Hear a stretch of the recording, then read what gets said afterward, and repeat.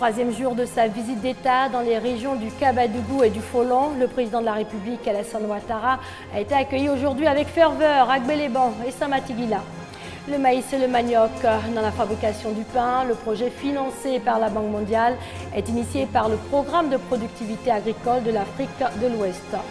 Hervé Renard n'est plus le sélectionneur de l'équipe nationale de football. La Fédération ivoirienne de football l'a annoncé officiellement aujourd'hui. Bonsoir à tous et merci de vous informer sur RTI2. La visite d'État se poursuit dans le district du Denguélé après l'étape hier des départements de Minignan et Kaniasso. Dans la région du Folon, le président de la République, Alassane Ouattara, était aujourd'hui à Gbeleban et ensuite à Samatigila dans la région du Kabadougou. À Gbeleban, village natal de Adiane Amintou Cissé, la mère du chef de l'État. Alassane Ouattara a annoncé le bitumage de la voie Gbeleban au Diené. Le président de la République a procédé en compagnie du chef de l'État guinéen, Alpha Condé, à l'inauguration d'un pont qui va relier la Côte d'Ivoire et la Guinée à partir de Gbeleban. Retour sur les temps forts de l'adresse du chef de l'État au meeting de Gbeleban. Projet qui me tient personnellement à cœur. Après les épisodes que j'ai vécus en venant par la route à Gbeleban, c'est de bitumer la route Gbeleban au Diené.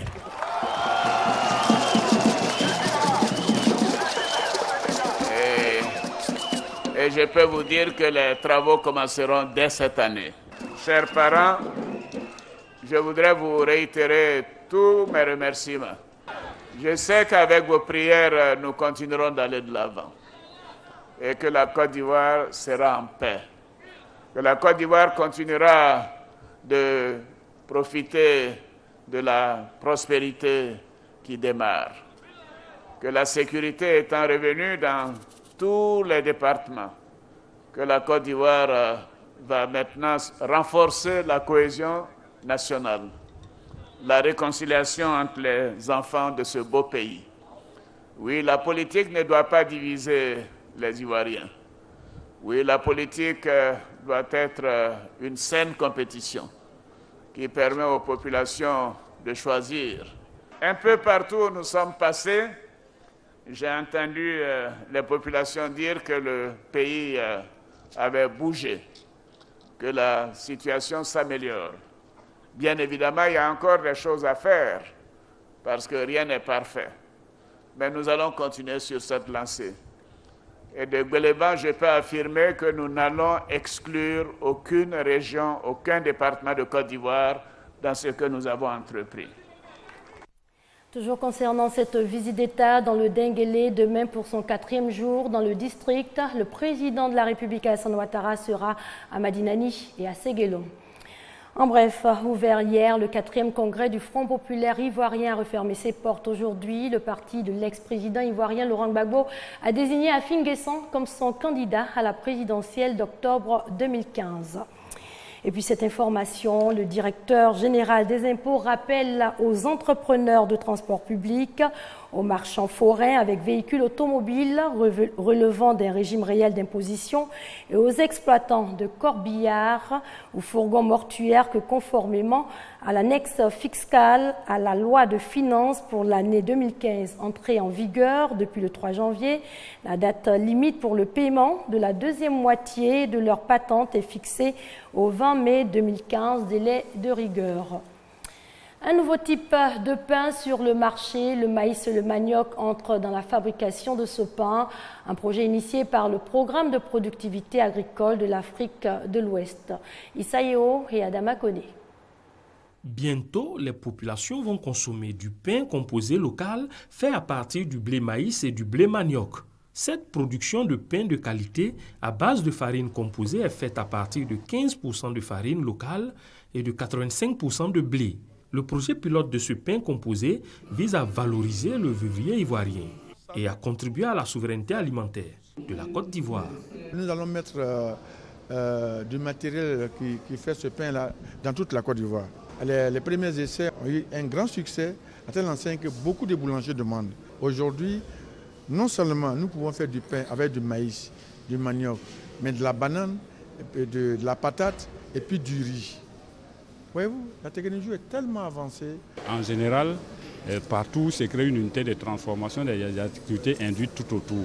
Et tout ça, ça va occuper et les jeunes et les femmes, donc avec des emplois nouveaux. Qui dit valorisation dit augmentation du revenu du producteur déjà au niveau du début de la chaîne des valeurs. Alors donc bien entendu ça viendra améliorer leurs conditions de vie si leur revenu est amélioré. Ce projet pilote de pain composé local, inspiré de l'expérience du Sénégal, va être exécuté dans les communes et villes périphériques du district d'Abidjan et de 2 villes de l'intérieur, Bouaké et Korogo. Dans le domaine des mathématiques, intéressons-nous à la journée d'analyse harmonique. Elle est organisée par les enseignants et les chercheurs des universités Félix Houphouët-Boigny et Nangui Abrogwa. Connaît par Gassoro. L'analyse harmonique, une formule mathématique à la base de la création de bandes magnétiques, d'objets électroniques, de CD, de micro-ondes, mais aussi utilisée dans les travaux des réseaux téléphoniques.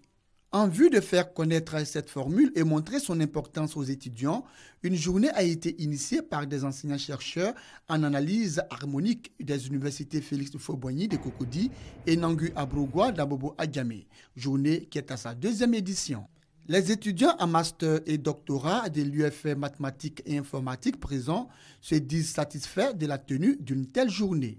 Cette journée d'analyse harmonique a vu la participation des enseignants-chercheurs, des chercheurs d'autres UFR et universités de Côte d'Ivoire, des représentants du ministre de l'Enseignement supérieur et de la recherche scientifique, de la présidente de l'université Félix Houphouët-Boigny de Cocody et d'une des sommités en mathématiques. Par ailleurs, parrain de la cérémonie, le professeur Saliou Touré. Le concours interécole axé sur la non-violence a connu son apothéose. Plus de 50 établissements étaient en compétition et c'est le lycée moderne 1 d'Abobo qui sort vainqueur de cette compétition. La grande finale l'opposait au lycée municipal 2 de Koumassi. Agressions, coups et blessures, affrontements, des actes de violence orchestrés dans les établissements scolaires. La violence, un véritable mal pour l'éducation. L'ONG Moko Éducation et Développement sensibilise les élèves contre le fléau. Un concours inter-école est donc initié. Objectif, inculquer les valeurs du dialogue et la culture de la non-violence aux plus jeunes. Ce concours qui a pour objectif d'amener les élèves, les leaders de demain, à savoir prendre la parole et à convaincre à travers les arguments et non la violence. Pourquoi? Parce que la violence à un moment donné avait pris une grande proportion dans nos milieux scolaires et universitaires. Les enfants ont appris à se défendre et ça développe leurs capacités intellectuelles, ça développe leur oralité et demain ils auront à se justifier, à défendre leur point de vue.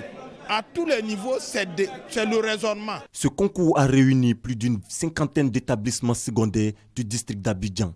Après les phases éliminatoires, le lycée moderne 1 d'Abobo remporte la grande finale face au lycée municipal 2 de Koumassi. Grâce à ce concours, il a retenu que le recours à la violence n'est pas la solution pour résoudre un problème, parce que la violence est elle-même un problème. Donc c'est le dialogue qui est le meilleur moyen de résolution de conflits. Donc j'invite tous les habitants de la Côte d'Ivoire et le monde entier à œuvrer pour la non-violence et utiliser le dialogue comme meilleur moyen de résolution de conflits. Cette activité est à sa 2e édition. L'ONG Moko Éducation et Développement, fidèle à sa vision de faire valoir la force de l'argument pour régler un conflit, souhaite étendre son action à tous les lycées et collèges du pays.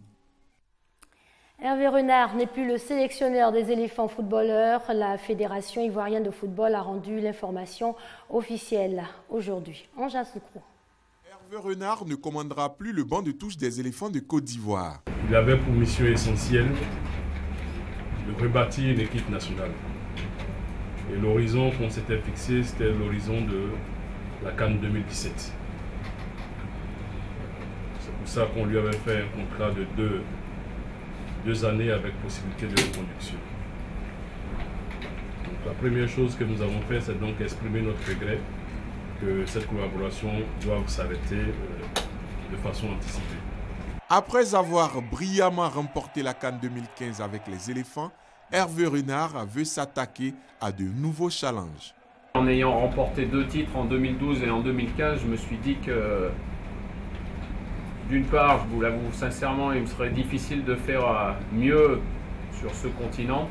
Et je me suis dit qu'il était temps de relever d'autres challenges, c'est-à-dire côtoyer le plus haut niveau de ce qui se fait en club en Europe.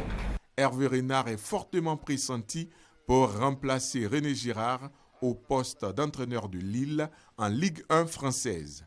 Les dirigeants de la FIF ont accédé à sa demande de partir sans révéler les conditions de cet accord avec leur ancien employé. La fédération a pour sa part déjà entamé des démarches pour trouver un successeur à celui qui, 23 années après, a offert une deuxième Coupe d'Afrique des Nations à la Côte d'Ivoire. Au Congo-Brazzaville, le port du voile intégral est interdit. La décision avait été prise après des attentats commis au Nigeria par des femmes au visage dissimulé. On écoute quelques réactions. Le camouflage total du visage, où on regarde rien que les yeux. Alors là, au moins, avec le gouvernement, nous sommes accordés pour les questions de sécurité. Les questions de sécurité parce qu'il y a eu déjà quand même des témoignages qui ont montré comment les non-musulmans se cachaient à travers ces voiles intégrales pour commettre des actes qui ne sont pas autorisés au niveau du pays. Si le gouvernement interdit cela, bon, ils doivent avoir leur raison. Bon, peut-être c'est pour l'insécurité qui est dans la sous-région, les Boko Haram, tout ça. Bon, ils ont raison sur certains points. Mais s'ils veulent commencer à... Vous savez, quand on prend une décision, la décision parfois, elle est prise par l'autorité, mais ceux qui appliquent cette décision l'appliquent mal. C'est là où le bas blesse. Dans la même dynamique, le gouvernement néerlandais a opté aujourd'hui pour la même interdiction, mais avant, le projet de loi devra être approuvé par le Parlement. Le gouvernement néerlandais veut en tout cas interdire les vêtements qui dissimulent le visage dans certains lieux publics, comme les écoles, les hôpitaux ou les transports en commun, mais pas dans la rue. Encore faut-il que ce projet de loi soit voté par le Parlement.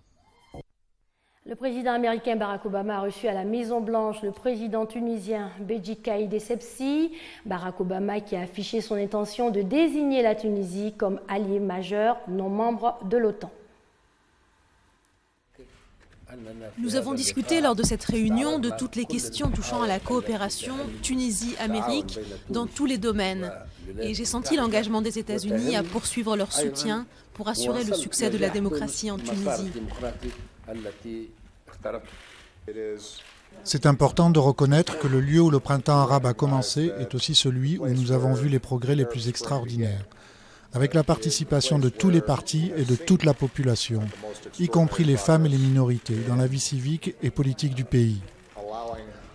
En reconnaissance de l'importance que nous donnons à la sécurité et à notre relation diplomatique avec la Tunisie, j'ai annoncé au président mon intention de désigner la Tunisie comme allié majeur non membre de l'OTAN. En reconnaissance de l'importance que nous donnons à la sécurité et à notre relation diplomatique avec la Tunisie, j'ai annoncé au président mon intention de désigner la Tunisie comme allié majeur non membre de l'OTAN. Ouverture demain de la 60e édition de l'Eurovision en Autriche. La célèbre compétition musicale est au cœur des problématiques européennes. Depuis plusieurs jours, des mélodies pop envahissent les rues de Vienne, diffusées directement depuis les bouches d'égout de la ville. La capitale autrichienne bat déjà au rythme de l'Eurovision, alors que la cérémonie doit se tenir ici samedi. Dean Vuletic est un historien qui se consacre exclusivement à l'étude du concours. Selon lui, les Européens entretiennent un rapport très particulier avec cet événement musical, souvent moqué, mais qui permet aussi une forme de cohésion à travers le continent. Lors de mes voyages de recherche, je me suis rendu compte que c'est vraiment un très bon sujet pour lancer une conversation. Certains me disent qu'ils détestent le concours, d'autres qu'ils l'adorent, mais les gens ont toujours quelque chose à dire sur l'Eurovision. Et cela pousse les gens à penser à l'Europe et aux autres Européens, et à la façon dont on s'identifie les uns aux autres. Conchita Wurst, ambassadrice de charme de l'Autriche, avait créé l'événement lors de la dernière cérémonie. Pour celle qui se présente comme porte-parole de la communauté gay et lesbienne, ce concours est avant tout l'occasion d'adresser des messages politiques. C'est clairement une plateforme pour pouvoir exprimer ses convictions et se faire entendre. Je ne pense pas qu'on doive forcément le faire, mais dans mon cas, c'était très important de saisir cette opportunité et de dire quelque chose qui venait du cœur.